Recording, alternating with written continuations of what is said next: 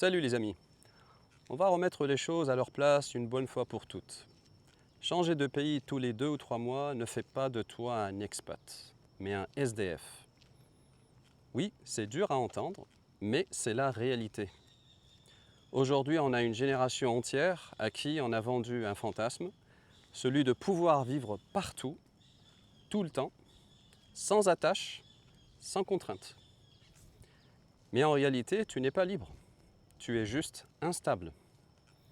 Tu arrives dans un pays, tu sais déjà que tu vas devoir le quitter, tu n'as aucune sécurité et surtout tu ne contrôles rien parce que ta vie dépend d'un tampon sur ton passeport.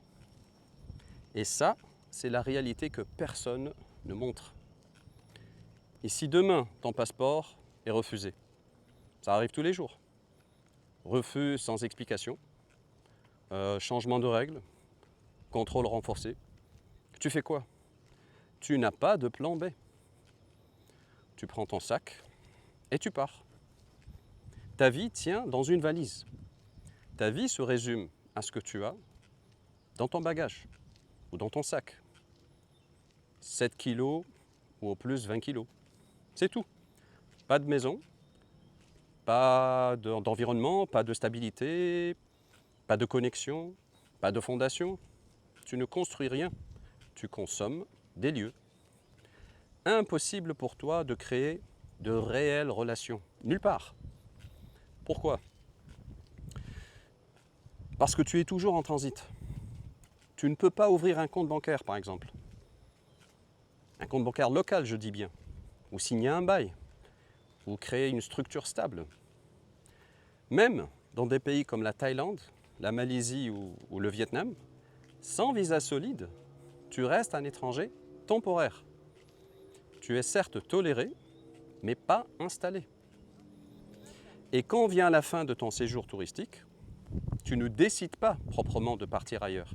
Tu dois partir. Et ça, c'est fondamental. Tu n'as pas le choix. Quand ton visa expire, tu quittes le pays, que tu sois bien, que tu aies trouvé un équilibre, que tu aies rencontré quelqu'un, que tu aies commencé même à construire quelque chose.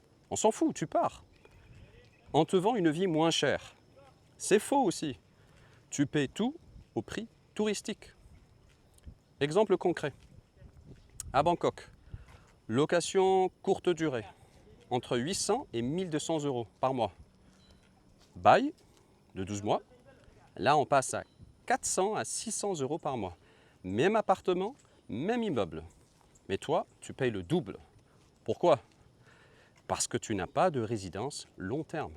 Donc, tu n'as pas accès aux prix locaux. Ta vie sociale s'appauvrit. Et ça, personne n'en parle. Pas d'amis solides, pas de relations profondes. Tu rencontres des gens, mais tu les quittes. Eux aussi, ils partent. Tout est temporaire. Même tes souvenirs, parce que rien ne dure. L'usure invisible t'attend au tournant, peu importe ce que tu fais.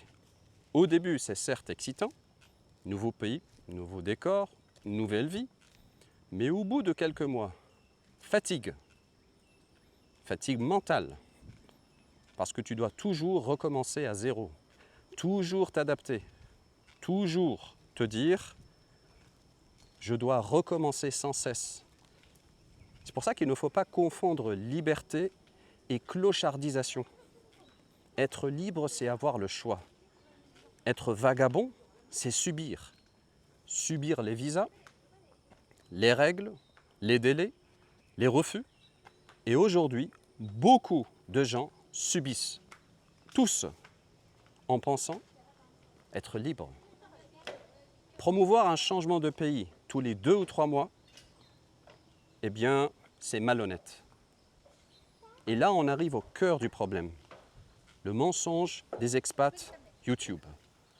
Ce n'est pas la belle vie, c'est une constante de contraintes fatigantes, pesantes. Mais ça fait du contenu en ligne et des clics par milliers. Ça fait rêver, donc ça se vend. La confusion dans la tête des gens, elle est très simple. Ils regardent des Richards, des gens qui ont plusieurs résidences, plusieurs visas, parfois plusieurs passeports. Un type comme Andrew Anderson sur la chaîne Nomade Capitaliste, et il pense, je peux vivre comme un roi, je veux avoir la même vie. Mais derrière, comme ils n'ont pas les moyens de s'acheter cela, ils vont chercher des formations chez des amateurs sur Internet, qui eux-mêmes jonglent entre 1 mois en Thaïlande, 2 mois au Cambodge, 3 mois au Vietnam, et qui galèrent à boucler leur propre fin de mois. Ce sont des pauvres qui s'adressent à d'autres pauvres. Et ça, c'est le piège mental.